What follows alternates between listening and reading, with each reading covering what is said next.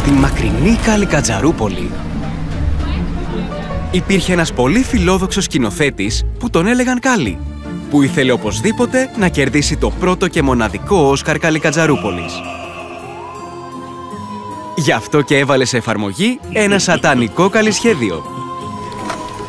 Αφού κατάφερε να γίνει πρόεδρος του φεστιβάλ, έδιωξε όλη την κριτική επιτροπή και έμεινε ο μόνος κριτής. Έδιωξε όλους τους χορηγούς και έγινε ο μόνος χορηγός. Και τέλος, απέκλεισε όλες τις άλλες υποψήφιες ταινίες, ώστε η ταινία του να είναι η μοναδική υποψήφια ταινία. Άραγε θα κατάφερνε να κερδίσει το καλή Όσκαρ τελικά? Τι αγωνία κι αυτή! Ο ίδιος πάντως τη θεωρούσε αριστούργημα, αφού εξιστορούσε τη ζωή ενός κουλικιού που ήθελε να γίνει αστροναύτης. Τι λες και βατόμουρο, δεν νομίζετε? Να που ήρθε επιτέλους η γκλάμορους βραδιά των καλή Όσκαρ. Και φυσικά παρευρέθησαν εκεί όλα τα αγαπημένα του πρόσωπα. Η γυναίκα του, τα παιδιά του και οι γονείς του. Οι υπόλοιποι καλεσμένοι προτίμησαν να διασκεδάσουν εκείνη τη βραδιά.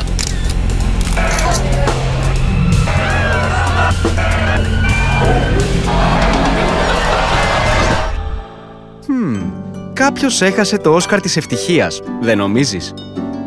Γι' αυτό μην είσαι Κάλι. Να είσαι σαν τους άλλους.